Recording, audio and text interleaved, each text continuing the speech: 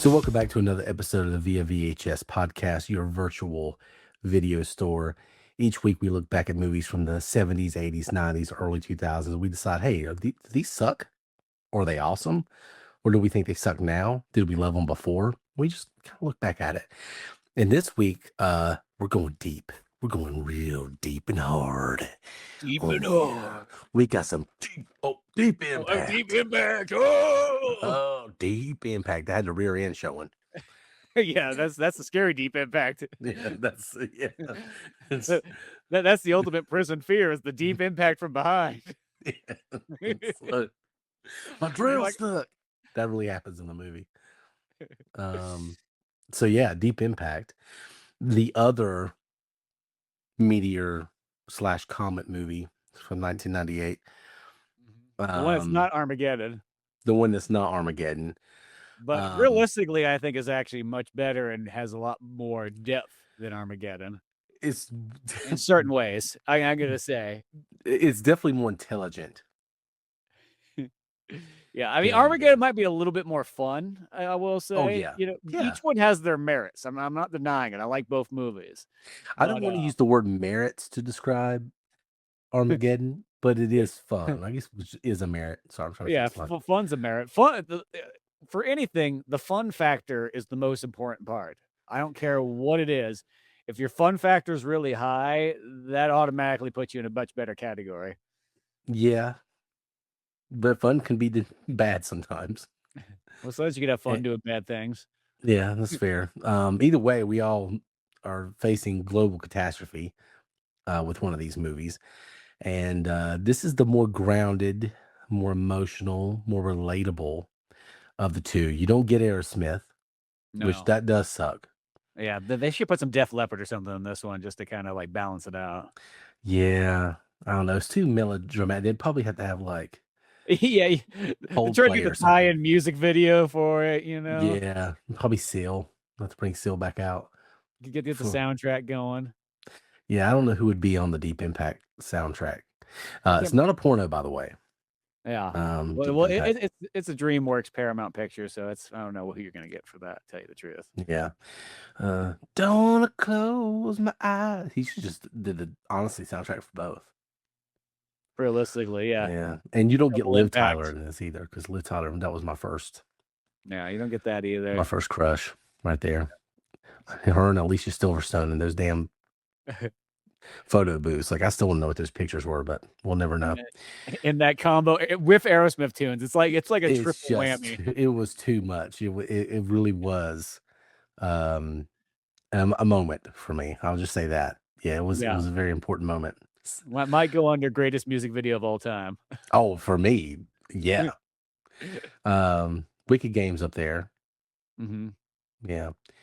We're referencing the same thing, but anyway, Deep Impact's a movie and it came out in 1998 and we'll, we'll get into the review. Did you watch this one a lot or was this one you haven't seen in a while or what how do you where do you lie with this one? Realistically, I actually haven't seen this movie since it initially probably came out on TV, but I do remember Wow. watching it a few times back in the day, but strangely enough, I haven't watched it in almost 20 plus years.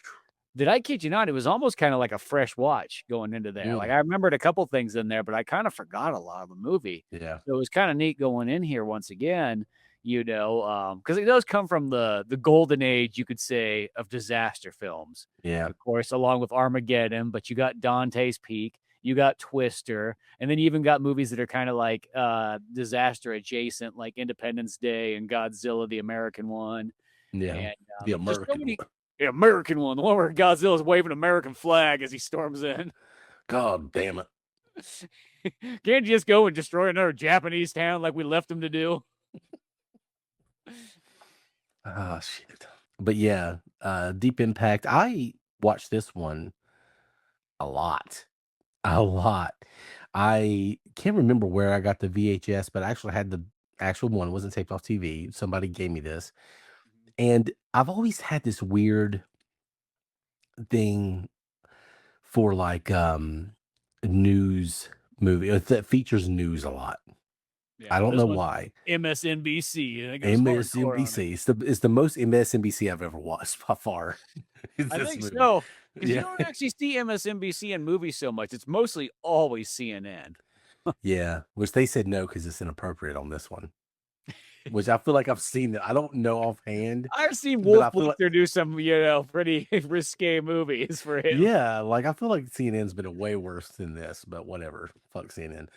Um, but you know, yeah, I've always like news movies. And so because anytime I'm like thinking in the context of like a global disaster or anything, as one does, um, I've always thought of it through the context of the news, what the news would be like. And so yeah, they have MSNBC in here because it was a fledgling network at the time. Yeah, And they're because trying I to was like thinking about that too, and it's like I'm like, dude, MSNBC, like that variation of it's got to be pretty new at this point. yeah, You I know? don't even think it exists anymore. Yeah, it converted to it has like another acronym over the top of it. Yeah, it's something. I don't know. I just, it's been a while since I've watched Rachel Maddow, so I need to catch up anyway. Um, but yeah, so I've always liked news movies, and this one, here's the weird thing about me. I love Aerosmith. I love Mhm. Liv Tyler. I like Bruce Willis a lot. And Armageddon came out when I was around 13, 14. So it's Michael Bay. So you Yeah, would think I would, yeah, target demographic, target demographic, 13, 14-year-old boy. And surge in hand. surge in hand, I'll definitely, yeah, 100%. And I, for some reason, like this movie more. I've always been fascinated with this movie. And I think it's because it makes it this actually scares me more than any other horror movies like this, because when it's really grounded and really real, and you don't have like Bruce Willis, like Billy Bob Thornton's like, you got to go up there and fix this thing, god damn it, because and Bruce Willis is like, I need my guys in my 5 o'clock shadow and I'm gonna go fuck this shit up. And so you're like, you don't take it seriously, you have fun with it, but you don't take it seriously. This one feels real, and it kind of gets you. So I've always kind of liked this one a lot. I've watched this movie a lot of times. It's probably top 15, top 20 most watched movies for Interesting. me. Been a while since I sat all the way through it again, but I like this one a lot. No, it holds up well, and I think the thing is the tone does get darker in this one. It doesn't go to that maybe Threads level, but it gets kind of leaning in that direction. It pulls it back, it reels it in from there. But like, there is a moment about halfway in this movie where you literally do have that feeling like, oh, shit's gonna get real here. It's not Yeah, like it's not gonna be as a fun disaster movie. It's like hard decisions are being made. yeah, yeah. F- There's a lot to say about this one when we get to the review, but it's definitely a more serious tone than most. And it's like PG-13 Threads. And if you've never seen Threads, it's a movie we looked back a while ago. It's a British movie, and it's about like nuclear holocaust essentially. And Mhm. it has a very similar layout where you're following a few groups of people, which I feel like this movie took a little bit from Threads, where you're following like a few different people and they kind of intertwine at one point. And then you're seeing this disaster through their viewpoint, and you're watching this situation escalate. And so it's very much like that, but it's PG-13 version of Threads. Threads is one of the most disturbing things you'll ever see ever. Yeah, and it's a So made-for-TV British movie, but it's like a hard, serious R as far as like yeah. the content in what's going on. And then just when you think you've had enough, like the very end of that movie says, "Oh, we're gonna get you Wait. even worse." Yeah. So Deep Impact is the PG-13 version of that. It's definitely much lighter, but before we get into the review, I guess we should go ahead and jump to the tail of the tape.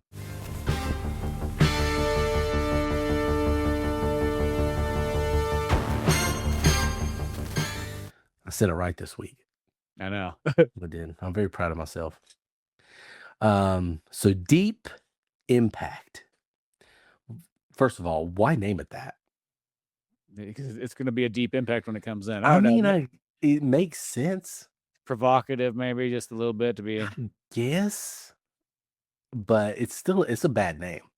Well, I mean, Steven Spielberg wanted it to be a When Worlds Collide like remake, Yeah, and they thought so that did the like writers. instead of doing like planets colliding, let's just do a meteorite colliding because that's more nowadays. Yeah, that's more realistic. I mean, it's happened before. Yeah, And yeah, it's a weird name, but Deep Impact was released on May 8th, 1998. And of course, director is Mimi Leader. She's done a few other things. She did let's see, The Peacemaker, lots of TV stuff, Pay It Forward, which is another depressing movie. This lady's yeah. depressing now, I think. She's got kind of a weird. Other than like Peacemaker, I don't think I've seen any of the other things she's done. You haven't seen Pay Uh, It Forward? nah, I never did see that one, but Don't. that doesn't sound good. No, a lot of people really hate that movie, and it's for good reason. I'll let you decide if you ever decide to want to watch it. But I got really into it on the couch one day. I was home from school sick, and I was like, "Fuck this movie." So yeah, that's my 2 cents on that one. Cast, of course, Robert Duvall, Tia Leone, Elijah Wood, Vanessa Redgrave, Morgan Freeman. You got some John Favreau in there, James Cromwell in a small part, Richard Schiff, Doug Ray Scott, which I wrote him down just because it's fun to say his name, Doug Yeah, Ray. you got Kurtwood Smith in there, There you go. Red Foreman. Oh yeah, you do have Red Foreman in there. I forgot to mention Red Foreman. Yeah, Kurtwood Um, Smith's always like when I get excited when I see him in anything, Rambo 3, RoboCop, it doesn't matter. yeah, I always think of him RoboCop too. Yeah, that's what I say. Red, But he literally is the guy. He's pretty much what created RoboCop by trying to kill him, yeah, red forehead. Um, and he looks the he's in. same. It could be like in the last 40 years, he looks identical. He's like the principal from Back to the Future. I don't think he ever looked different. No, never did. Yeah, he I've just never looks. seen him with more hair or less hair. It's always the same amount. Yeah. That's weird how that works out because you think if you lose it up to that point, the rest is gonna go. No, I But just no, he kept the cul-de-sac for a yeah, long time. yeah, ever. But, well, yeah, that's pretty impressive. Synopsis. Here's the deal. There's a massive comet coming towards Earth. It's gonna hit Earth, and we got to find a way to blow it up. So we send old Robert Duvall up there to try to fuck shit up. And meanwhile, we're on Earth, trying to get to know these people and sympathize with them because they're probably gonna die. So, um, the feel good movie of the summer. Yeah, it really is. Yeah. You're gonna feel good if you win that lottery. Oh yeah, we'll get the lottery. That's pretty. That's just the. Yeah, uh, that's the almost getting threads part of it. Yeah, it really is. It's the most depressing part because the thing about this movie is it puts you in that moment, and that's why this movie works. But we'll get there. Critics didn't like it though. No, well, the disaster movies were never popular of critics. I No. don't think I don't think a single one of them ever was. They're disaster movies. I think they're big for the audience. That's who really enjoys them. And especially in the '90s when you're trying out all these special effects, and it's at that great golden age of cinema where there's still movie magic, and you can start fusing everything together between models, real life sets, people, props, and then sprinkle CG over the top and not have it be just all CG. Yeah. This one, yeah. I mean, it lives up to it at the very end. You get your special effects and things like that, but yeah, I was surprised that the tomato meter on this one 45%. And then the popcorn meter is even lower than that. I feel like people like it more now. It's just that it was in the same summer as Armageddon, so there's that just general disdain. We're getting two of these comet movies this year, Well, and yeah, and once again, disaster movies always have carried a lot of hate. There's a lot of people out there that really disdain disaster movies. Like they're looked in as one like the butt end of like cinema, like the lowest tier of tier, which I never could figure out. Like to me, they always feel like most of them are like I guess you would say they're slightly more sophisticated horror movies because that's really what a disaster movie is. It's a horror movie at the end of the day. yeah, It's a natural horror movie. yeah. I I like most of them. I do hate Day After Tomorrow. I fucking hate that movie. But that one is a little goofy, I will say. And I That like one's Roland so Emmerich quite a bit. But yeah, me too, me too. But I love The Patriot. yeah, Love Independence Day. I even Universal like that God's Soldier. yeah Yeah, I Godzilla. like Godzilla '98. I don't give a fuck. Yeah, I don't either. Eat shit. That's what I gotta say. Yeah, America. God damn it. I'll drink out. Tell I'll us. drink pour a surge in my Taco Bell Godzilla cup. I don't give a fuck. You're not talking shit about my goddamn lizard. Mm-mm. No, no, our 250th. Hell no. Hell no. I give up on this goddamn fucking camera. I'm just like gonna give Exactly. up. But yeah, so tomato meter 45%, popcorn meter 43%, not great. Critics thought it was kind of cheesy and melodramatic and sappy and boring, but they said they praised its realism, how grounded it was, and how relatable it was. Which to me, if you can't have the two things like those things, like you can't have it be exciting and great special effects and real at the same time. You know what I mean? Like you're going to get one or the other, and which I like that about this because what you didn't get with this one, you got with Armageddon. Yeah, exactly. Well, I just love how it's like, I like that it's realistic and that it kind of sticks to science and everything like that. But at the end of the day, it was boring. Like, Yeah, I appreciate that it's much more intelligent than Armageddon. So that is nice, but I did need more titties and explosions. Uh, that's basically how I read these comments. I'm like, well, guys, pick one. Which one do you want? Because you didn't like Armageddon either. no, yeah, you Armageddon didn't gave like. you that in spades. You hated that more. So, so I don't know what they want. But yeah, that's kind of what they thought about it. But yeah, May 8th, 1998, when this movie was released, and the tail of the tape, we like to go back and look at the box office. And this one did pretty well, made like $350 million or something like that. I mean, it did pretty well. Yeah, no, it against like an $80 million budget, so it definitely quadrupled its money even with advertisements. Yeah. I wrote everything down but the goddamn weekly box office. Well, the I funny just thing wrote is I was literally looking at the weekly box office. Dude, this movie had no competition that first none. week it at least came out. Like, No. I mean, not even close. I mean, I'll just read off a couple of them really quickly just to let you know what it was going against, which had nothing to do. Like, they literally. Okay, so here's the thing: Deep Impact on its first week made $50 million plus. The Yeah. next movie, number 2, didn't even make $6 million. And it was City of Angels. Now, granted, it was on its 5th week, so that Yeah. movie was making some there. But other than that, though, there was like nothing else. You got He Got Game. You got Titanic still hanging in On there. its 21st week. Yeah, I and remember then the that. only other main movies opening up was a movie called Woo, which I have no idea. Gorgeous and extrovert. Woo meets insecure and straight-laced law clerk Tim in a blind date. Has nothing to do with John Woo, so I don't care. Or Ric Flair. Yeah. Yeah. So If it was Woo, the Ric Flair story, I would change my mind. yeah, it should And be then the number only one. other movie that opens up against it is like an Italian movie called Artemisia, So Yeah. Well, there's it's Deep Impact was like the first movie of the summer. Yeah, that it year. really was. So that's for example of like they picked the total right point to release this movie. Because Yeah. we've seen so many other movies that they want to cut it so close, and that's what screws them over.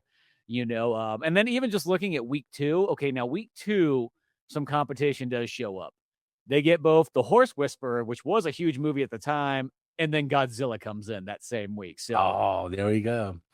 but I even didn't. Godzilla though probably got a little bit screwed by being right next to Deep Impact.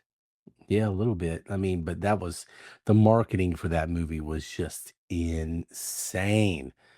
Godzilla was kind of like that precursor to the next year when Phantom Menace came out because they did that Pepsi thing where you had Pepsi and you had all the Yum brands. So you had Taco Bell and KFC and all that. And then you had like Doritos, Frito Lay, all that. So like fucking Godzilla was everywhere.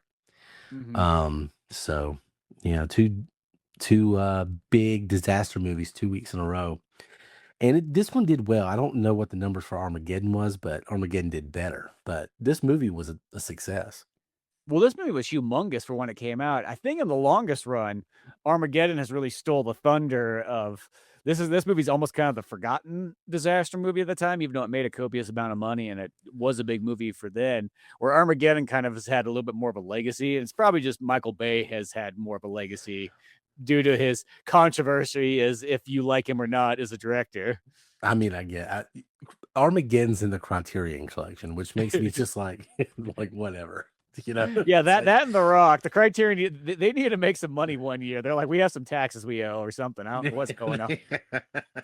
it's like there's some Michael Bay in there. Oh my God. The Criterion Collection.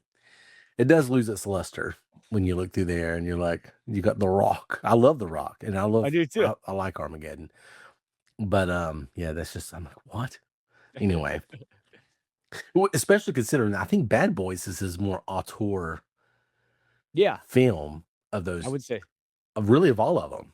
You know, Mhm. the more like that captures his visual style the most. So surprising they went with that, but that's a whole nother podcast. But anyway, that's your tale of the tape. There wasn't a whole lot going on in the news. The news is about India and Pakistan testing nuclear missiles. They still hate each other now, so it's not really even news. And then Bill Clinton, you know, the whole thing's going on where it turns out he was getting blowies in the Oval Office. And I don't know if you knew about that. Yeah, that was kind of hidden, you know. There was an Yeah, it impact in did. the way. It That did. It that was a was the deep deep impact. impact. That for a cigar it was. Um, but there was this right now is he's doing with the Apollo Jones thing. Oh yeah. Yeah, so that's happening like on top of the Monica Lewinsky thing. 1998 was fun. Yeah, good times. This is about the exact same time, just to kind of throw it back for me, about the exact same time I did the talent show in middle school. And I did Forrest Gump, Waterboy impressions, and I tried to do Bill Clinton. They said no. Yeah, they're like, that's not American, son. Yeah. Well, I mean, I was in the Bible Belt. They're not going to let me go up there. First of all, he's Democrat, number one. Number He's two, from Arkansas. he's up from Arkansas. And also, three, he's just an immoral sinner and he's going to hell. So, Yeah, he played the saxophone. We should have known it right away. yeah, six That's the four. devil's instrument. Yeah, 6'4", 210, and plays the saxophone. Doesn't play basketball, doesn't play football, plays the saxophone. Just throwing it out there. Anyway, so that's your tale of the tape. This week, we're going to go talk about this movie in the Rewind Review. We will be back in just a moment.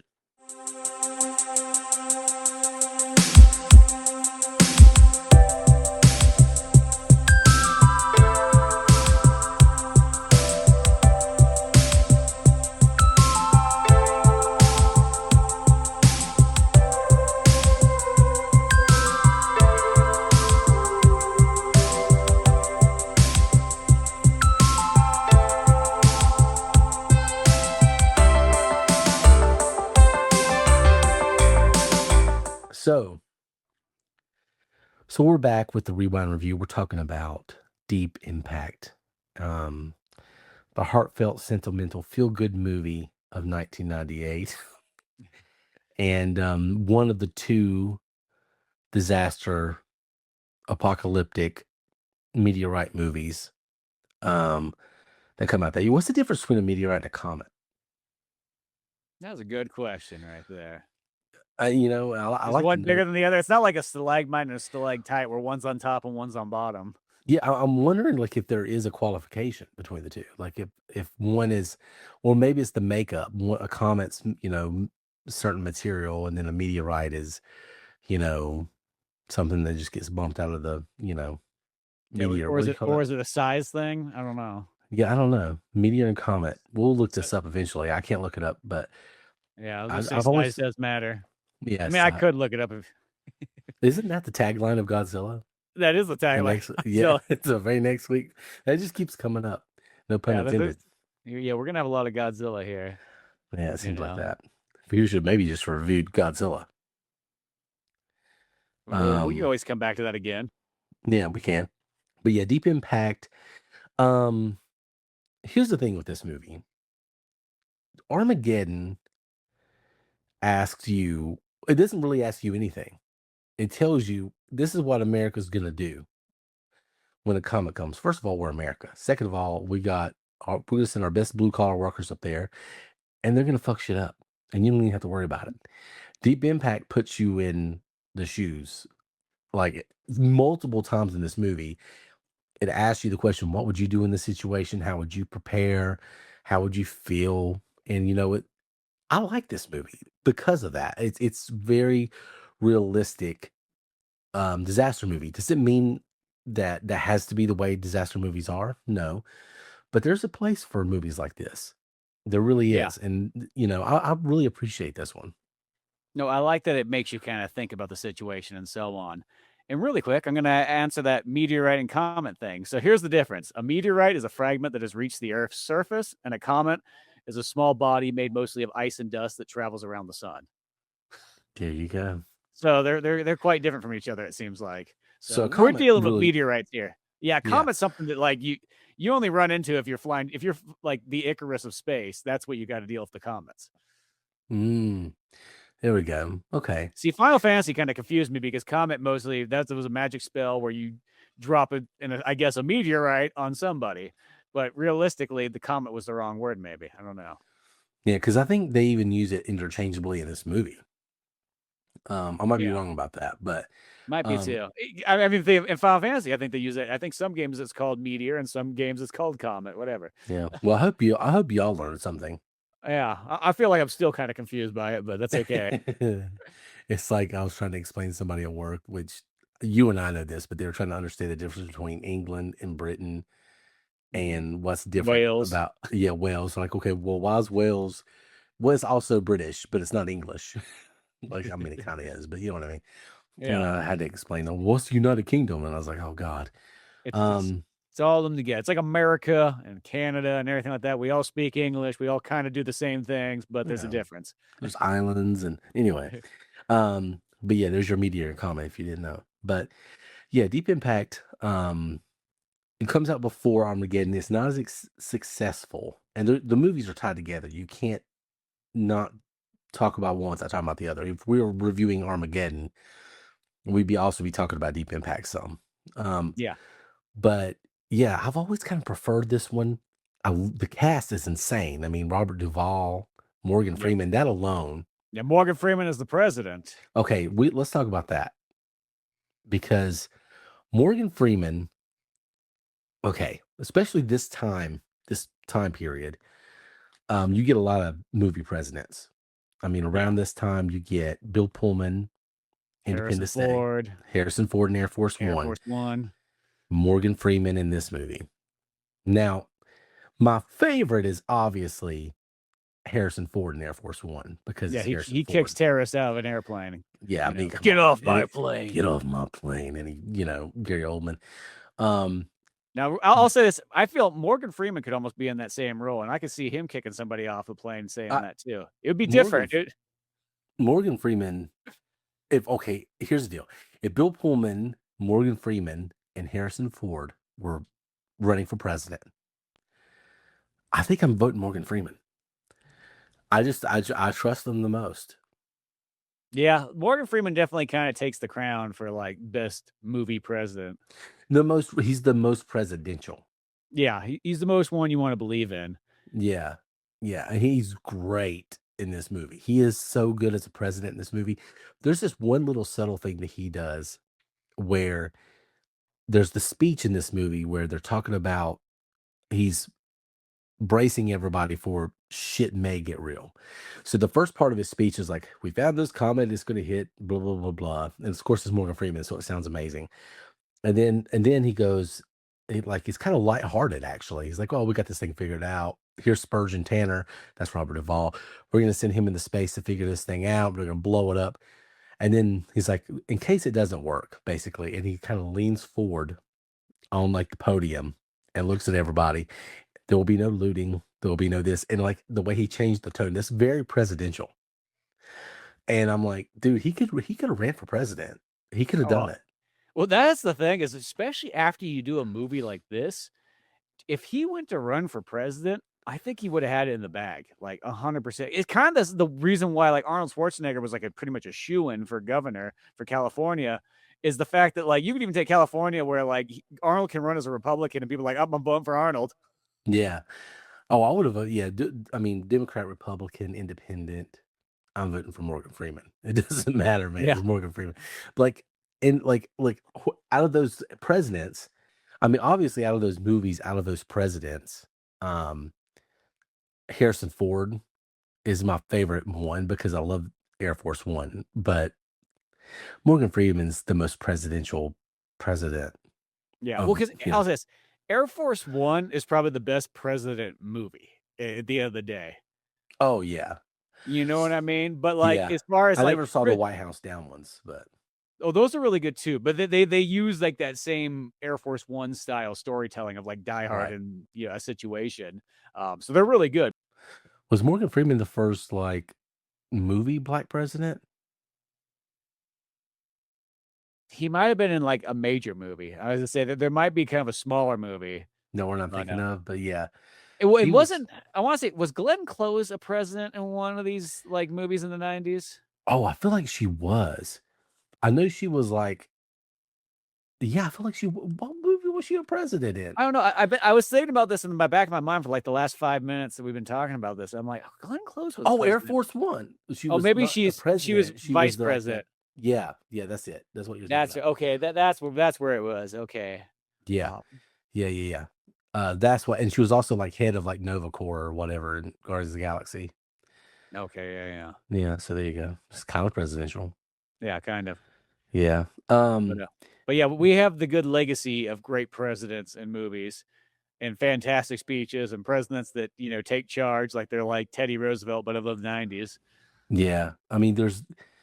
Bill Pullman's speech in Independence Day is amazing. Yeah, President Bill Pullman's amazing.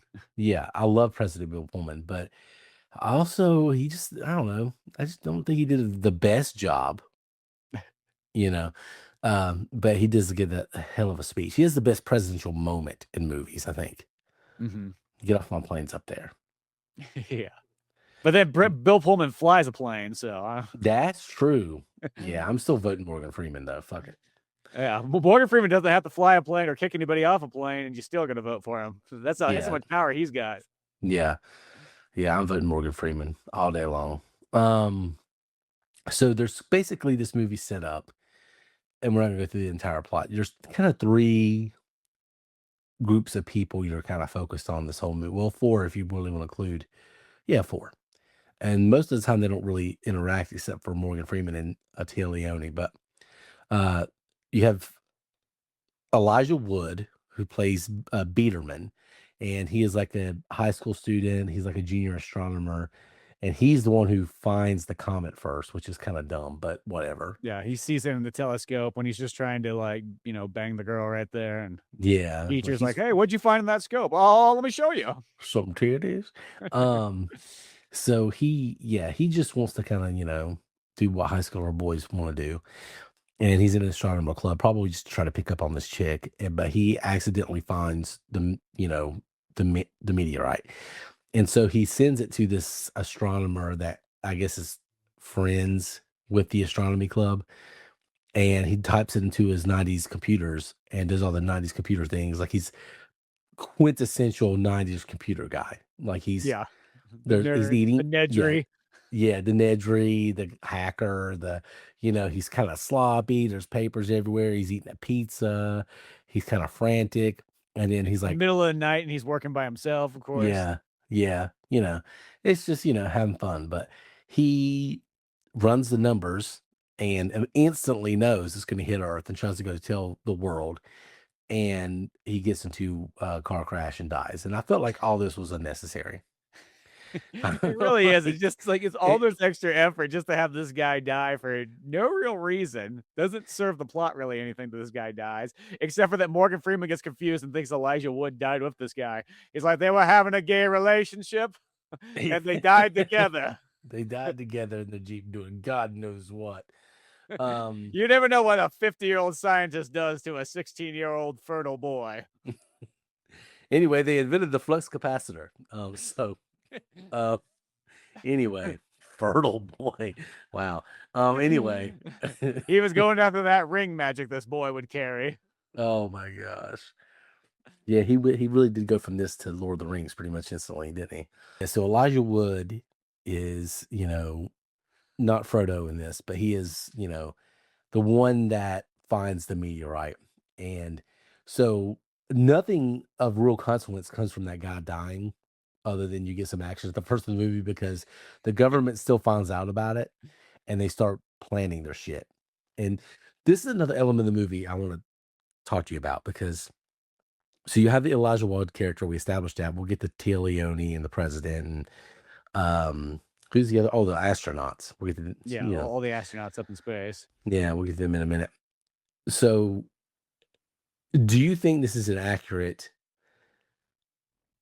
depiction of how the government would handle this? Because I unfortunately do. I think similar, yes. I think there'd be way more chaos, and I think there would be, because the government kind of goes like, okay, so there's this meteorite coming, and they kind of explain to people. I almost feel like they would hold back on that a little bit longer to tell people, because that's going to create the most instant panic chaos. But then once they release the idea that there's a lottery system, like we're going to go underground and only 1 million people can come here, which 1 million people is like one major city, like if that even, Yeah. So that's not very many people, especially for the US. And they're like, yeah, and other countries are doing something similar, don't worry about it though, um, I actually really pictured that they would not do a lottery system. I think that kind of is no, they're gonna, if you're only picking 1 million people, it is gonna be totally selective. Like if they're calling it the Noah's Ark project and they're getting selective animals, oh, they're picking selective people for breeding too. They are not just, you're not gonna let anybody and everybody, just old Bobby Joe come on in there from the trailer park because he just got the magic golden ticket from the fucking Willy Wonka chocolate. Oh yeah, they're definitely checking out those gerrymandering lines that they've been using and going into those gated communities to get who they want. Yeah, we're fucked. Yeah. That's got a bit. How about those two podcast guys? Nope. Yeah. They're gonna literally pick from the top, and everybody else at the bottom is like, forget it. Like they almost go about it too nice in this movie. Like I almost would, even when I was done watching it, I was like, I almost want to see literally the Threads kind of version where like they take one of these disaster movies and go like, let's just kind of go of like the most like evilest that people can maybe turn into, because I do think that this stuff would get really chaotic fast when you knew that there's a meteorite coming in like what, 2 months? Yeah, well, see, the lottery system is a big part of it, and I was really talking about too. Like early in the movie, they kind of hide it, so they know about the information for like a year, and they kind of don't tell the public, so Oh, I guess they do. Yeah. they can prepare without causing panic and chaos. And then Tia Leone, who's a reporter in this movie, and she is, kind of trying to work her way up and trying to get credibility. She kind of stumbles into this thing. She thinks she's researching like an affair that, Morgan Freeman's affair. Well, not Morgan Freeman, it was James Cromwell. Oh, that's right. Yeah. He's like I can't remember what position he was, but he high ranking government official within, Morgan Freeman's cabinet, resigns. She thinks she's looking for an affair with somebody named Ellie. Turns out Ellie says for extinction level event. And so she kind of uncovers it, and then that forces Morgan Freeman, the president's hand, because I can't remember what his name is as president. That forces the government's hand to kind of go ahead and say, okay. His name's Tom Beck. That really sounds like the whitest president. Yeah, President Beck. Yeah. That forces President Beck's hand to like, okay, we have to go public in 48 hours because she's going to spill the beans on this whole thing. And, so, and now this whole time they think she knows what's really going on. They think she knows about the meteor. She doesn't know shit. She thinks that she's looking for an affair. But the point I was making is, I think that's how they would do it. They wouldn't tell us. No, I don't think so. Because realistically, I don't think it's good to tell the general public. I know most people look at that like it's kind of crazy. I'm like, it's that thing that I think literally Tommy Lee Jones says it like in Men in Black. Yes, that thing where like the same thing. Individuals are smart, but groups of people are crazy, irrational, all that kind of stuff. And I always think that's kind of it. Like a lot of times, even like the news, like I hate to sort of say it, like even the average people do not need to know what the hell's going on. I hate to sort of say, if you're not going to go out and do something about it, you don't need to know about it. You're only going to make yourself more paranoid and crazy. Yeah. About something that you have no control over, and that's almost how I feel about these things. Like literally it's like that one where save it till like you have to say something. Pretty much like what they're doing is like, make sure that my cabin down underneath is all good to go before you say anything. Yeah. Don't run your mouth until, they Yeah, start we, asking. we don't want some British to come by and burn down the White House again because they'll do it. Yeah. Yeah. Trump made a joke about that this week with King Charles. No, King Charles actually made the joke about it because Oh, he said that Trump was rearranging for the East Wing, making that ballroom. He goes, hey, yeah, we did some redecorating on the White House in the 1800s. And Trump was like, I don't know what you're talking about.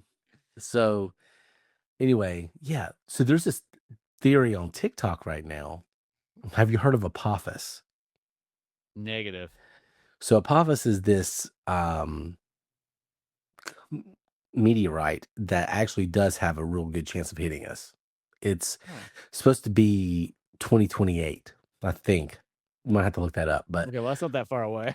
yeah, it's but Neil deGrasse Tyson's been talking about this for a decade, Yeah, and uh, it's supposed now they're saying it's going to only come within 600,000 miles of Earth, but if it threads this certain keyhole, it could hit us. And a lot of people on TikTok are speculating that these scientists that have died recently, have you heard about that? yeah, Yeah, there is a lot of them kind of overlap with some of the, knowledge that there would be something like that happening. So they're theorizing the reason that those people have died is because they know that Apophis is going to hit and that they are, trying not to tell us. Now, I don't believe that, but I yeah. do believe if Apophis was going to hit, that is how they'd handle it to an I think extent. so. Yeah, I think by the time you knew, it'd be way too late. I agree. I agree. I mean, I think they'd work out a plan, but I don't even know what you would do. Like they've talked about plans like with lasers, and I guess they would just try to Get a nuke it. giant laser. Yeah. Get the I don't know Star if Wars program in action again. yeah. I mean, I guess they just try to nuke it, right? Yeah. The downfall of the nuke one is just you just want to make sure the nuke doesn't blow up like on its way going up and then have it rain down. Yeah. Yeah, you gotta get the nuke out of Earth. And Granted, 'cause you they can did blow up. I guess they did blow up a bunch of nukes, anyways, like in the sky at one point. We're like, let's see what this does. yeah, like yeah. Let's see what this firecracker does. Like, Oh, a pretty big explosion. and you know what they created? Who Godzilla. wouldn't it? Yeah, exactly. You Yeah. know, I just want to throw one more Godzilla reference in there if I could. yeah, that was Um America's third bomb against Japan. Oh my gosh. Oh, the good times, halcyon days. Anyway, so yeah, so there's um Elijah Wood who basically just he finds the meteorite and the movie wants you to care about him and you don't Yeah, because because it's Elijah Wood, and he just wants that girl next door, and she's got a family of all these goofy brothers and sisters and so on like that. And for some reason, she's like the only good-looking one out of the entire group of the family. Like I don't know, bro. yeah, you just look at like the mom and the dad; they're so goofy looking, and like what the heck? Yeah. That looks like that's Elijah Wood's family. Yeah, he's an interesting looking dude. I yeah, this movie does a really good job at the thing you don't want disaster movies to do. And that's make you want to see shit blow up. Mhm. You want to see action and adventure and shit blow up. You don't want to care about the human characters. This movie is all grounded. Is all you want. It makes you want to care about the human characters, and it makes you invest in their story. And this movie does a better job of it than any disaster movie ever made. And but then also at the same time, you don't want it to do that. like, And but I'll say for the most part, at least there's no really annoying characters because that's sometimes the biggest thing that can pull down these disaster movies. Is all it takes is if you get one or two bad characters. yeah, this movie wants you to care about all these people, and it does a really good job of it. And I like the characters in this movie, Mhm. and I'm really interested in their story. But at the end of the day, you really just want to see shit blow up. And if you're going to see a disaster movie, I can see why people are really disappointed because it's kind of like that movie Avalanche we watched, like a better version of that, where all the real action is in one part of the movie. This movie does have like a meteorite scene like Armageddon where they're on the meteorite and trying to blow it up with drills, You know, Yeah, same way. explosives. Yeah. Yeah, like drill a hole, put a nuke in it, blow it up. Like that's a great idea. Um, but that's the only real action scene up until the very, very end, where just the whole world gets fucked. Um, so I could see where you'd be kind of disappointed in that. But Well, yeah, because this one's more of a drama movie for the most part, yeah, and then it just turns into, like, an action, like, right there at the very end. yeah, you get the sequence. You don't. It's not like I feel like Armageddon kind of does that too, but Armageddon gives you little moments throughout. You Well, know, it's it's that first. Armageddon starts off right in the beginning, I think, with, like, you get a chunk of the meteorite comes crashing down. Yeah, yeah. It's just, of course, conveniently right where a major metropolitan area. Don't get me fucking started. Anyway, um, so we talked about Elijah Wood, and his family, and then his girlfriend's family. We talked about Tia Leone as the reporter for MSNBC who was using this meteorite to advance her career and shit Yeah, on her friends, and and she's then got daddy issues. she's got daddy issues, and She just doesn't want her dad to be happy with his new, half his age wife. yeah. Yeah, I mean, I get it, but at the same time, good for dad. So there's that, and then there's the president Morgan Freeman, which I don't want to call. I really just want to call him President Morgan Freeman. Well, that's once again, that's better than what was it? Beck? Tom Beck? Tom Y Beck. Yeah, I hate his to name sort of say it, sucks. that sounds like that was written clearly to be a white guy, and then they got Morgan Freeman, like, "Shit, let's have Morgan Freeman come in there." Well, The- that's a much better idea. I don't know why we never thought of that when we were writing this. yeah, should we change his name? Nah. Nah, just leave the name. I kinda like the name Tom Beck. Yeah, yeah. No, no one likes that. But yeah, so you have Morgan Freeman, the president, and he's great in this, and he basically just does presidential messages throughout the movie. I think that's all his scenes are that way. He just does monologues. Yeah, it's just monologues, presidential speeches, except for the Tia Leone scene where they basically drive her off the interstate and tell her to shut the fuck up for 48 hours, or they're going to kill her. Other than that scene, you know, but so there's those people. Now you have the astronauts. So you have Robert Duvall Yep. Who's as the old dog. He's the only one who's ever landed on the moon before, supposedly. yeah, And, yeah. He's there for publicity. He's yeah. on this mission. So they've erected Deep Impact. They have made a spaceship, them in Russia, and they're gonna send this giant spaceship up into Earth to blow it up with, nuclear weapons, just like Armageddon. Except they With don't one get crazy Russian. yeah, yeah, with one Russian guy. Except they don't get see, they should have got deep sea drillers. Yeah, If but they wouldn't would it be easier just to teach astronauts the drill instead of the don't other way get me around? don't get me started. Don't get me started. No, like let's get the guy who landed on the moon. Fuck that. We need some deep oil rig. Well, give me the shadiest motherfuckers you can find. If they have a record, better. That's better. Put the fate of humanity in Bruce Willis's hand, the salty scum of the earth. Well, anyway. That's So they get $8 Liv Tyler, you know what I yeah, mean? that's yeah, I know what you mean. Yeah. It's Yeah, so the head astronaut who's really there for just publicity, he's the older guy. The senior captain kind of is Spurgeon Tanner. yeah. And they call him Fish because Spurgeon's sturgeon. And he Yeah. is like the main guy. And then you have the astronauts. You have John Favreau. Yeah, the young boy And role. so this is where I'm gonna slightly disagree with you because you said there's no annoying characters. And I really didn't like any of these fucking astronauts except for the girl. Yeah, well, actually, I guess that's kinda true. They all kinda bitch a bit for Yeah, being they're all astronauts. assholes. Yeah. Yeah, even the Russian guy, it's like, for being a Russian guy, I didn't even like him. I was like, "What's going on here?" Like, I'm supposed to Yeah. always think the Russian guy's the cool, crazy guy. And this Yeah. one, he's just like, he's angry that like, they make for once again, I gotta say this, for being astronauts, they make some really illogical decisions other than Robert Duvall, who's the only one that seems to be having this like, you understand, like, at first, you're like, "Why would you bring the old dude up there?" To go just so they could park the the spaceship. It's like, "I landed it in '64, I can land it again here." It's like, "Whoa, whoa, it's been a while, buddy." You Yeah. know?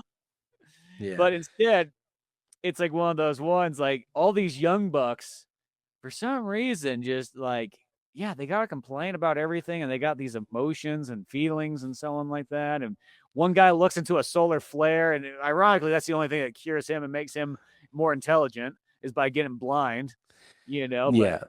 The whole angle with this one is they've hired Robert Duvall's character to go up there to make America feel comfortable because he landed on the moon. Everybody like, how they feel about the Apollo astronauts. And then these guys are all like new astronauts and they're like, fuck the moon and fuck the people who landed on the moon. yeah, And like, we didn't even land on the moon. yeah, yeah, you're a bitch and like the earth is flat. No, they didn't say all that, but they're very douchey. Like, I Mhm. love Jon Favreau, and even him in this movie, like, I went like, oh, when he dies, I'm like, "Yeah." Like, and the other guy gets blinded, I'm like, "Yeah," because all the astronauts suck except for Robert Duvall and then the chick, I can't remember her Yeah, name. yeah, the girl doesn't she never for some reason, she's the only one that doesn't bitch, and she's actually pretty straightforward on what's going on.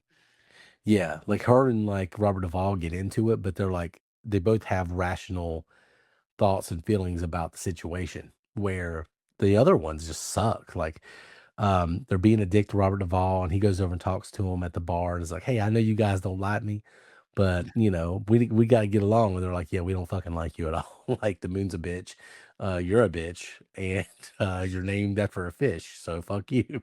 Like Yeah, I they, don't know why there's so much attitude and all this angst amongst these guys. yeah, like you shouldn't be up here. Like, well, okay, even if he is a mascot, I mean, he's up there to make America feel good. All But right, it's like if you had Neil Armstrong join, like, the space program again in, like, the '90s to go up on, like, a mission, yeah, to you know? save Earth. Yeah, to Yeah, save Earth, I don't yeah, I'm fine with that. yeah. Yeah. Uh, but he's all, and Robert Duvall is kind of like, oh, well, yeah, your simulators are gay. That's not how we did things back in my day. You want to play your video games, you go right ahead. But way back in my day, we went up there and we landed on the fucking moon, basically in a toaster. So, Yeah, we got a yeah, toaster, one hand on the joystick and one hand on your cock. yeah, there you go. And sometimes we couldn't tell the difference. We landed that bitch, so. Yeah, it's that's the angle with this movie. Like Robert Duvall has actually accomplished something, and they're like, "Fuck you, bitch," and like, "Well, I'm going to go use more hair gel," and that's basically the dynamic. So they Yeah, get well, if up you didn't put there. so much hair gel on, he wouldn't have got that solar flare on the face. Yeah, oh yeah, I was waiting for his hair to catch fire. A lot of hair gel with that guy. Um, but yeah, so they go land on the meteorite, and they try to do basically in the middle of this movie. You get the end of Armageddon. Yeah, that's kinda that I think that's one of the interesting things about this movie too, is it, like, you're only, like, an hour in, and it feels like the movie's almost over. Yeah, well, see, here's really what makes this movie different because I feel like anybody else except this group of people, and I don't mean this as like I'm not complaining here. I actually like what they did, but most people would look at this and say, okay, well, we just need to get rid of all the other shit and have the movie be about the people going on the meteorite and blowing it up. We need to forget the news angle. We need to forget all the other stuff. This is the exciting part. You know what I mean? Mhm. Maybe have Morgan Freeman as president. So that's what most people would do when they read the script. They say, we just got to get rid of the other stuff. Let's make it about blowing this asteroid up. But now you get that, like, it's like 45 minutes into the movie. Yeah, they're already landing on there, and I think that's what makes it kinda cool because it sets it up, especially, like, if it's, like, the first time you're watching, you're like, "Well, shit, what the hell is the second part of this movie gonna be?" Yeah, exactly. Because you think that's going to be the end of the movie. Like, okay, well, the very, very end, which is kind of true. They're going to figure this thing out and blow it up. But no, they keep that ominous, the meteors coming all through the movie, and it gives you hope that, oh, they're gonna figure it out, and then when they don't, it gets that's when the movie gets really, really dark because then they have to start entertaining things about a lottery to keep, basically like everybody's gonna die, and we can only save some of you, so we're picking these 800,000 people chose at random, Yeah. wink, wink, Well, nod, nod. well, what I like is, like, okay, so they go up there, they go to blow the thing up, they drill into it, they put the nukes in there and everything like that, and this is where everybody's thinking, like, "We're gonna blow it up, it's gonna be great," and Morgan Freeman is like, "It's gonna blow up, it's gonna go into little teeny particles that will dissolve into the air or into the atmosphere coming in, and, we'll all be safe, just don't look directly into the particles," one of those Yeah. things. So they go up there and then they blow up the meteorite, but it doesn't work the way they do it. So they just blow the thing in half practically, and there's one big side and one small side, and it's like they're both coming towards Earth. So it's like now it's worse than we ever thought. So now there's 2 meteorites coming towards the Earth. And Morgan Freeman handles it so well, but basically he sits down and says, "Okay, America, well, we made it worse. So now there's 2. One small though, and the other one's still gonna fuck everything up." So, basically, he tells everybody, "Hey, now things aren't getting real. We have a secondary plan with these Titan missiles, but clearly they're not, very confident in that because they start talking about the lottery process, what's going to happen."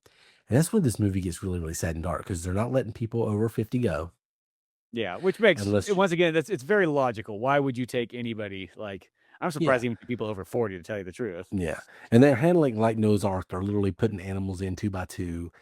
And they are, unless you're a very, very important scientist or a botanist or somebody who can help the world recover after all this, then you don't get to go if you're over 50. Yeah. So that wipes out a lot of the population right there. So basically, if you're over 50 years old, you're fucked Yeah. at this point. And then, they say it's a lottery system with 800,000 of the people. 200,000 are like, we need you to save the world. And Yeah, then pretty the much. other 800,000 are just nobodies. Which I hate to sort of say, once again, I feel like it's a movie, so I get like why you'd have the lottery system for like a movie, but in real life, I feel like they would just pick 100,000 or a million people that are like, "Yep, these all go into here."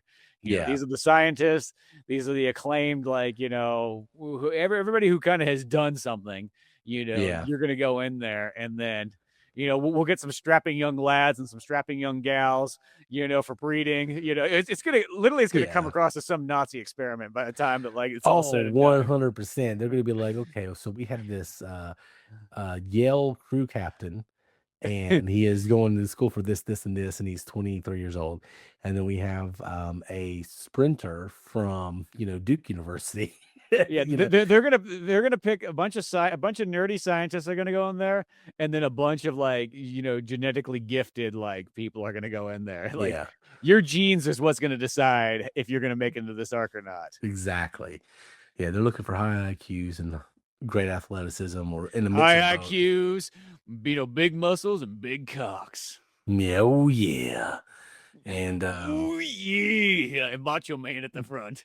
deep impact. Oh, Macho Man We makes should the we should lottery. have got President Macho Man at some point. Yeah. Yeah, looks like there's 2 meteors coming to Earth now. They didn't want to back down, but you know what? Oh yeah.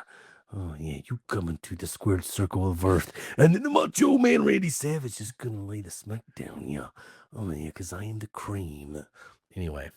Um, yeah. Didn't Hulk Hogan pretend to be president at one He actually time? legitimately ran for president. You could vote for him.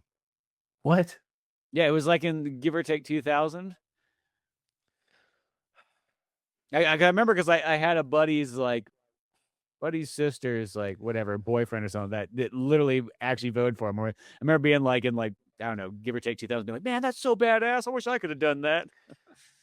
Okay, for all his faults, how hard would it go if he won and he go out bump bump bump bump ba da da da like holy shit. Like the rest of the world would just be like, you win. Like whatever Cold War we're in right Yep, now, it's over. done. You know what Yeah. I mean? Really, Yeah. like that's the best. Really, a wrestler really is like the perfect spokesperson. Really, nowadays, Don't give The Rock any ideas. He's already thinking about it, dude. Like yeah, don't give him any. you know what? He's our, might be our only chance. Yeah, I don't want it. I don't want it. I don't want it. I like him a lot, but he would bother me as Cena too. Cena would suck at being president. Yeah, I He's don't feel. really great at I like avoiding Cena a questions. lot, but I don't know if Cena would be the the perfect person for that.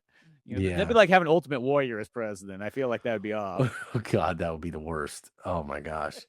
You Yeah. know, there's some people that if Ric Flair was president, maybe. Whoa. Ric Flair lived like he was president. without being president. So, um, yeah. Anyway, where were we going with that?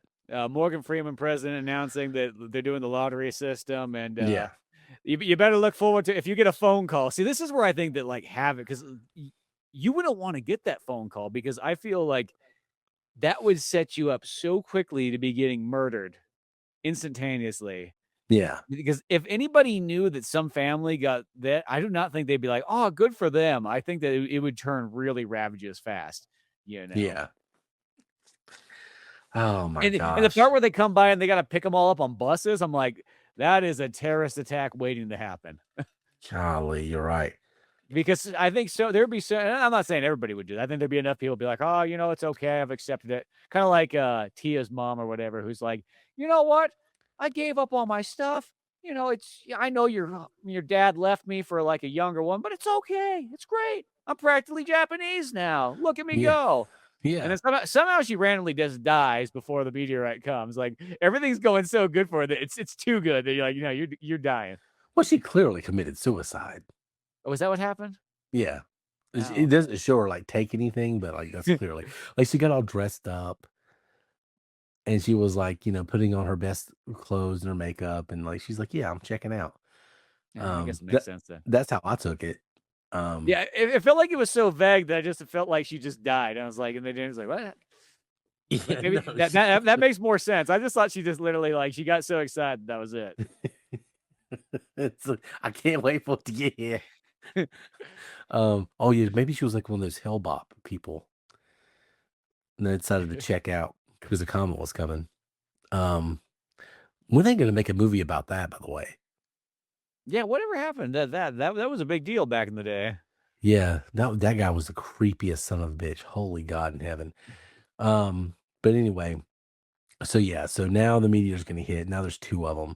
One's gonna hit outside of Cape Hatteras, North Carolina. Shout out. There you go. Mhm. Or the first one was to get fucked, and the other one, I don't think they said where the other one was gonna I think it's hit. They gonna just land said, in Canada or something like that, or yeah, Northern Europe, one or the other. yeah, something like that. I can't remember where they said the other one was gonna hit, but the first one was gonna cause a huge tidal wave and wreck a lot of shit for about 600 or 700 miles inland, and it was gonna hurt a lot of people, but, it was most of the world would survive it.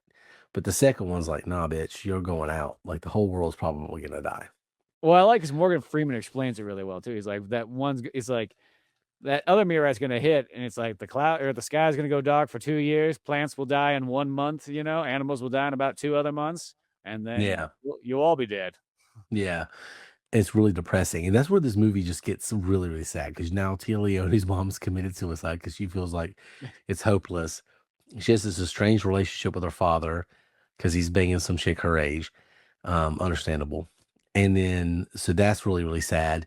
The president, you have these several shots of like Morgan Freeman just staring out the Oval Office window, and like, oh God, we're all fucked. And it's really, really, the classic, you know. So he's all depressed, and it's just a really, really sad movie because I really feel like and the news reports are showing that looting is happening and society's breaking down, which is how it would happen.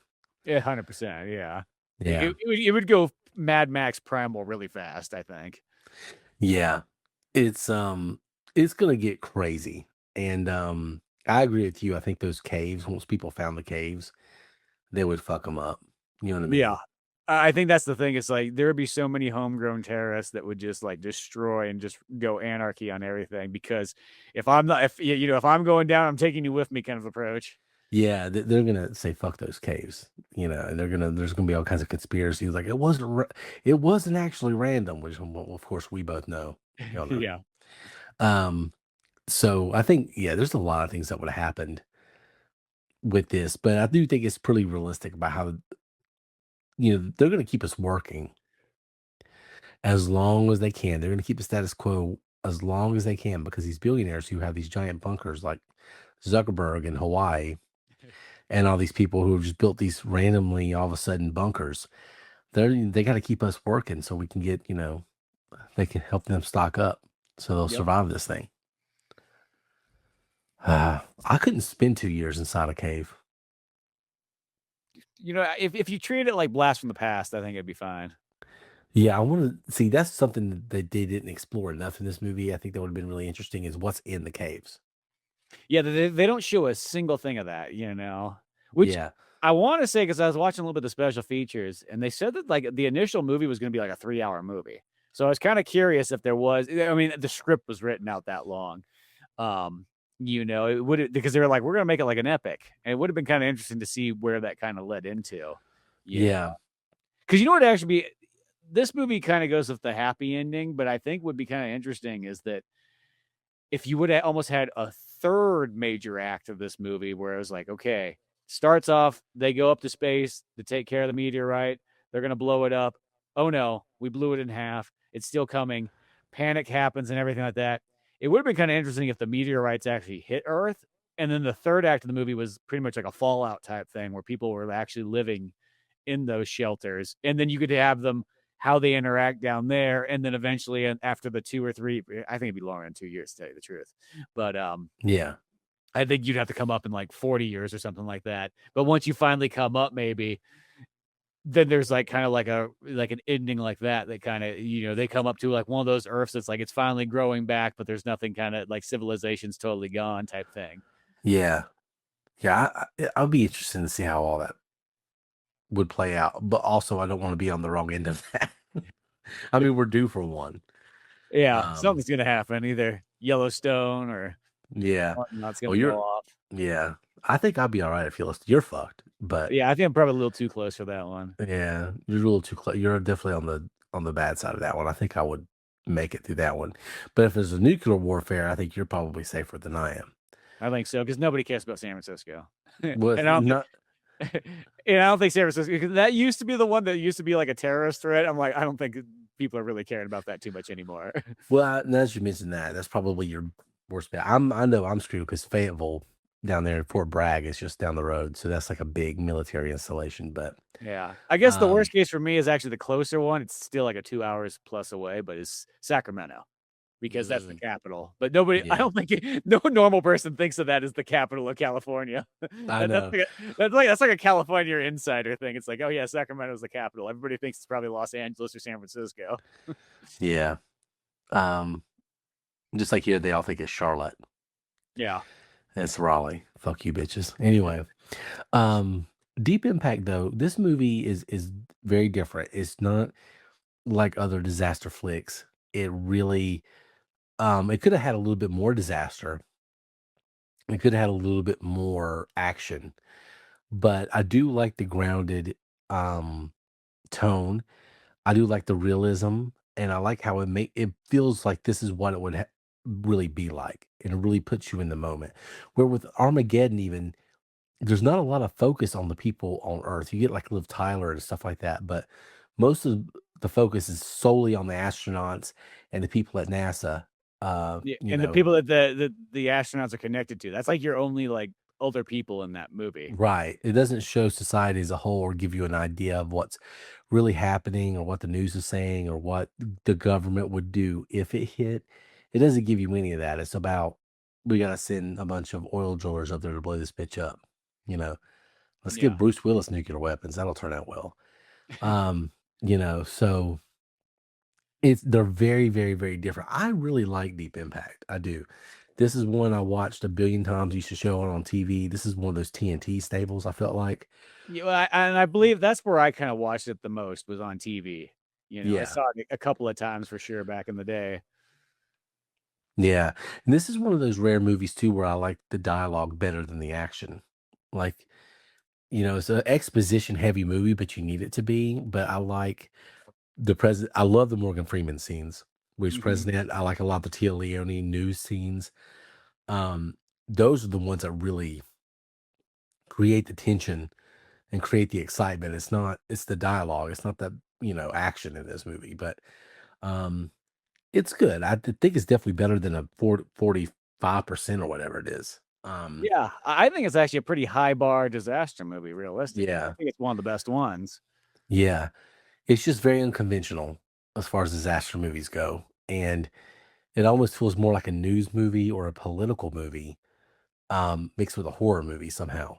It's Yeah. it's very unique. Deep Impact is very different, but it was a box office success. It made a lot of money, and I still love this one. I'm always gonna like this one a little bit more than Armageddon, but Armageddon is so unbelievably fun.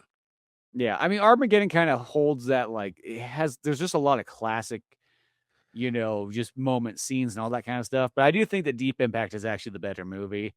I just like Yeah, the way that it plays out. I like just, like, the stuff that it gets into, and even just, like, the Elijah Wood character, like, even when it gets to, like, his part towards the end, it's like, "Okay, here's our wonderkin who's got the magic ticket," and he has to literally marry that, like, 14-year-old or 16-year-old girl, whatever the hell she is, and she's like, it's like, "Hey, if I marry you, we can get out of here, and I can get your family and everybody, because I'm the guy that discovered the meteorite.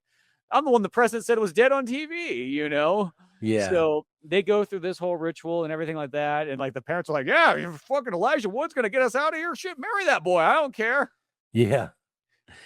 I I mean, don't care. things like that would Pretty little happen. hobbit. Let's get out of here. And then of course when like the bus shows, they're like, only you and the wife are on the list. Nobody else.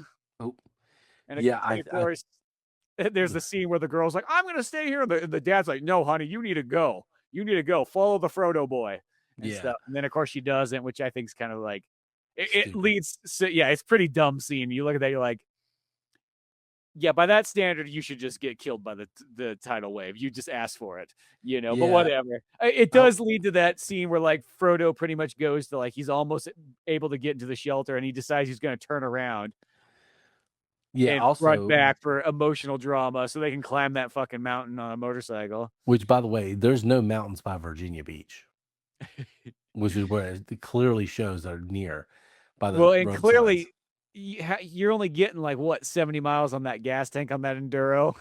Yeah, yeah. So no telling how far he's already went, but now he's got to climb this mountain that doesn't exist near Virginia Beach.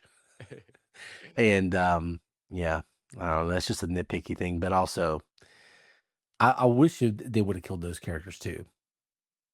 Well, it would have been kind of. I think I know that always comes across kind of a dark thing is that like he should have went back for him, thinking that they're gonna save it, and they weren't able to make it. I think that could still be a very dramatic thing. Be like, you tried everything and you didn't make it, but that's okay. You still found love. Yeah, yeah. I mean, yeah, it would have been. They should have just both died. That would have been better because you already have Tia Leone. She dies. She just goes to hangs out with her dad on the beach while the wave just crashes over them, which is pretty awesome. And she was allowed to go into the whatchamacallit too, but she didn't go. Yeah, she Um, gave that up so she could actually go back to her dad, who she for some reason didn't like until the very last second of the movie. yeah. So Tia Leone goes. All the astronauts they make a brave final decision to run that spaceship into the big asteroid and blow it up with Yeah. the remaining nukes. And I'm like, why are there remaining nukes? That really bothered me too. Like, why didn't you just leave all those on the comet in the first place? You might not have broke it in half. You might have actually done Yeah, what you came to fucking do. somebody up there's probably like, we could save a couple of these and take them Yeah, back to Earth. yeah, exactly. Like what? Like that bothered me too much. Like I understand. Okay, you couldn't put the Probably other one of the one. guys on the ship's like, I'm here to be, we only need to use whatever we need. If we can take some back, there's a lot of money we can be saving. We spent a lot on this project. Oh, so basically, budget concerns is what keeps that asteroid from blowing up because that really pisses me off. That's the one thing about the movie I genuinely just hate. Because you get to the end of the movie, you think this thing's going to hit, and then finally at the end, Robert Duvall's like, "Hey, I know we're almost home." But I was thinking, we have like 4 more nukes. We only used half of them. Oh, you're just now thinking about this, NASA nerd or not? Okay. Well, And you so, feel like NASA be like, You were supposed to use them all. We calculated it for all of them is would blow yeah, the meteorite up." because I feel like what you would do in a situation where you couldn't use them all, you get a chance to drill. Okay, you got 4 nukes left. Just drop them and blow them up anyway. You know what I mean? Like, just drop them there and like, okay, you didn't get to drill these down there, but it's better blowing them up there than taking them back home. Like, might help a little bit. You know Yeah. what I mean? I guess maybe if they So, blew up on the surface, they wouldn't do a whole lot of I don't know. Well, I guess they crash into it, so yeah, I mean, so it would have done well, they crashed and there was a hole in it. So that's they were right. able to fly really, really deep in there. and that was your Deep Deep Impact. Impact. Deep Impact. So yeah, basically they hit the meteorite with a meteorite, kind of, when you think about it. Yeah. So it's interesting. Deep Impact, fun movie. I don't know if it's streaming anywhere. I bought this one a while ago because I fucking love this movie. Well, Even though it's kind of silly. yeah, it's a good one. I had it on DVD, but I ended up buying it because it was on sale for the 4K version on Fandango. I was like, yeah, I'll take that. Hell yeah. And no, I really enjoy it. I think it's really good. And even like once the meteorite does hit in the ocean, you get the cool tidal wave and you watch that wash over everybody, takes out New York City and all that kind of good stuff. Like there's some cool disaster moments in here once it finally kind of comes, and like the special effects work and they hold up real well, I think. They do hold up pretty well, especially the tidal wave, where like one thing you miss in tidal waves in movies where it pulls the water back Yeah. before, and it does that one big time in this one because it's such a giant wave. You do get some twin towers falling down, which is kind of Yeah. sad. But you do get the Statue of Liberty's head falling through, which the very next week in Godzilla, something happens with Statue of Liberty, doesn't it? Yeah, I think so. And the Godzilla gets, I think the tail or something happens. Yeah, I feel like something happens with Statue of Liberty. Maybe I'm thinking of another movie, but I feel like Statue of Liberty gets fucked in that one. Statue of Liberty pretty much gets destroyed in any disaster movie that involves New York. They love doing that. They love that. Yeah, probably because it's French that like it's just so fun to tear down. I don't know why. Goddamn bastards. Just like how the yeah. Eiffel Tower always gets destroyed if it's in Europe. Yeah. Yeah, this one, the tidal wave is only pretty much the eastern seaboard of America because it's from the first meteorite. But I like that they didn't put like, oh, coincidentally, it landed right on top of Brooklyn. Like I hate when movies do that. I like that this one landed in the waters near Cape Hatteras, which is believable because I could never say that Chicks Club or whatever, the one that killed the dinosaurs, hit right outside the Yucatan Peninsula, about the same way. Yeah. They know so much about. They know when it hit, what time of year it hit now, because in the fossil records, there's pollen embedded into the the ground at the time when that meteorite hit. It's so interesting. Yeah, they found all kinds of like, they took some deep sea samples and they could see changes in, at a certain point in time with rocks that weren't supposed to be there and things that were kind of like, so that's where how they figured out that's where the meteorite hit, because the crater's underwater. Mm. And that's how they found it. But if you ever get a chance to look at any of the stuff about that one, that one's crazy. But there's the whole Younger Dryas thing, but too. Yeah. Go listen to Joe Rogan for that one. Yeah, you get a lot of that on there from Graham Hancock or whatever. Yeah, what do you think about him? He's an interesting fella. Whenever he pops up on podcasts, I always kind of like to listen to that and so on like that. I like him. I feel like there are elements of what he's saying is accurate, but I think he takes it too far. But yeah, I think he definitely runs with stuff. Yeah. But I do think that he's right about some things. I do. Or he might be even right about everything, but only to an extent. Yeah, I think that's kind of it. Is he takes it, and then I think he thinks about 3 steps ahead, and not all the ideas are there yet, but that's kind of how it is. I don't know. So he's always an interesting character to listen to. Yeah.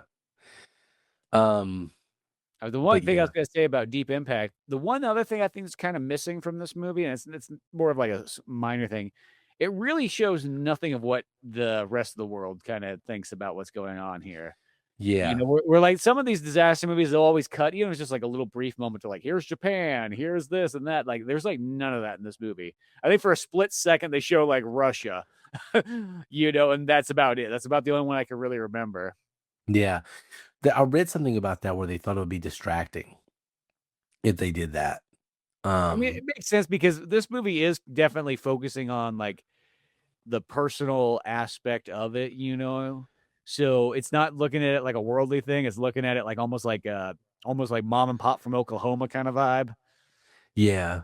One thing I hated about this movie too is that when the meteorite hits New York, there's that one shot where like people are just hanging out and the wave hits them.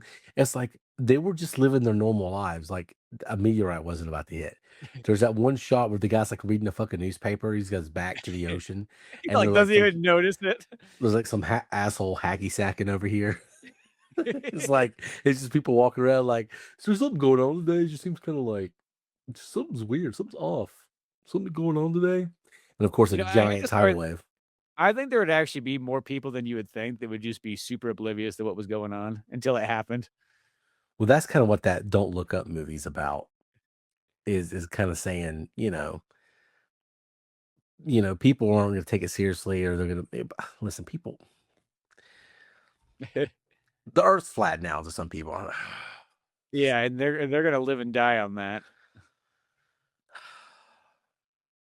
It makes me want to have a debate podcast, just like a side piece Yeah, podcast, and just that bring. I think about that every once in a while, just to break it up a little bit, and it would be kind of fun because I wouldn't mind having like a conspiracy element where we did talk conspiracies every once in a while, just like a little side project. But anyway, um, yeah, Deep Impact. It's a fun movie. It's got its moments where it's kind of stupid, but it's way more intelligent than Armageddon. yeah, It doesn't insult your intelligence. Armageddon's just straight up dumb as fuck, but I love it. I love it. So is Independence Day. Independence Day is even dumber. yeah. But But those movies that you're 3 surges in by that point that you don't care. You're just yeah, having a you good don't old give a time. shit. It's Independence Day's the best of them. It's fun. Some about the characters are so likable. Will Smith's at like high peak charisma. He can't slap Chris Rock yet. Everybody loves him. Yeah, You got Jeff Jeff Goldblum doing Goldblum his in there. He's yeah literally being doing similar lines to Jurassic Park in there. Must go fast, must go faster. yeah go Goldblum yeah. And then And Bill yeah, Pullman of course. yeah, and what's his face? Oh, Jed Hirsch or no, Randy Quaid. oh yeah. Oh yeah, that's right. Being the trunk, yeah. That character kind of tracks actually. I mean, So Independence Day might be the definitive like disaster movie out of any single one out there. I mean, my personal favorite's still always Dante's Peak, but I would say the Independence Day, as far as just hitting like that core story, hitting like those like character rosters, and just the fact of the big destruction all around the world, but with an alien event. yeah, Dante's Peak is underrated as hell. We're gonna review that one soon for sure because that one's Yeah. pretty fun. But That's my favorite one. That's always been like I think that one's so dialed in and yeah, and there's a couple scenes in there like oof. But this one, Deep Impact. If you've never seen it, definitely go watch it. You need to compare and contrast with Armageddon. One of the biggest movies in 1998. One of the biggest female directed movies of all time. It was the number one box office female movie up until fucking dumbass Twilight came out. So, yeah, there's that yeah. little piece of trivia. I bet you Mimi was really pissed when she saw that's the movie that topped me off. That was Yeah, it. yeah, Granted that Mimi didn't really have a ton of other movies past. It's like this. She definitely kind of had her deep impact, and then, she had a yeah. career, but like she wasn't out there making bunch of movies. Well, Generally. she has a great TV resume though. Oh, I guess I that is true. mean, I was just looking at the film stuff. Shameless and like Morning Show and West Wing. She did some episodes. China Beach. I mean, I can't remember. I'm missing a couple big ones, Oh yeah, she but did have a ER. She yeah, did like 11 ER. episodes plus. Yeah, back when network TV was the shit, and it was like West Wing. So Yeah, was huge.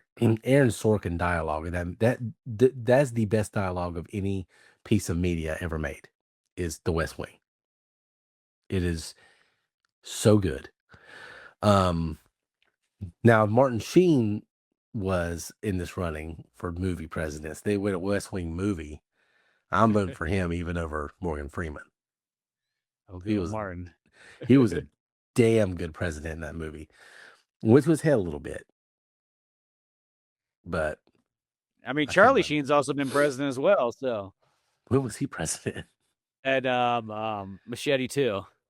Oh, okay. That tracks. That tracks. Oh man. I'd vote for him. Hey, he's on a renaissance right now, man. Yeah, he really did. For a guy who's done as much drugs as he has, dude, he's so with it. Dude, I know. Like, and he's got a great memory. Yeah, Um, and he helps his dad out, like, come on. yeah, like, and doesn't he have AIDS I if or if he did HIV? the I think the crack took care of it. Well, then what did Magic Johnson do?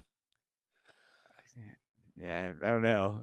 Just Dude, that was like 30 some years ago. yeah, he cured it somehow, some way. This man is still buying Starbucks.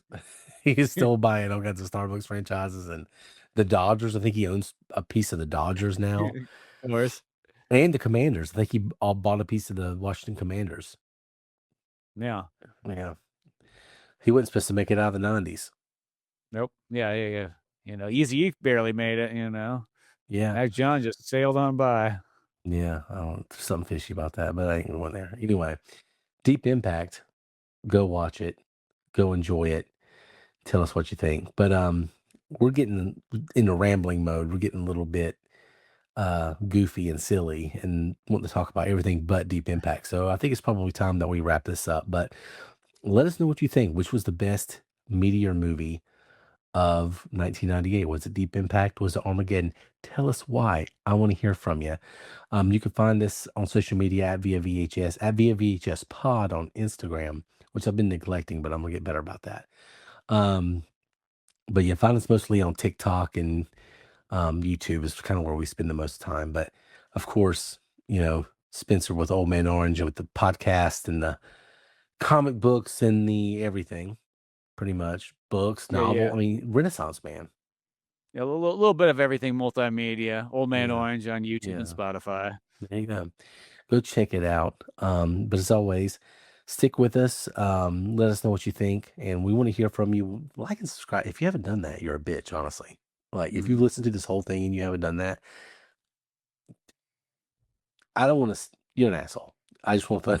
Is Yeah. that how you get subscribers? Is that how you do it? I don't know. It's the whole point is like it's a nice thing to do. You do a Yeah, little I think like, I think so. subscribe, make It is. somebody's day. That's what I It's do. Is I click on that and I go, I just made somebody's day. That's all. yeah. That's all Again, I'm out here doing. I made their day.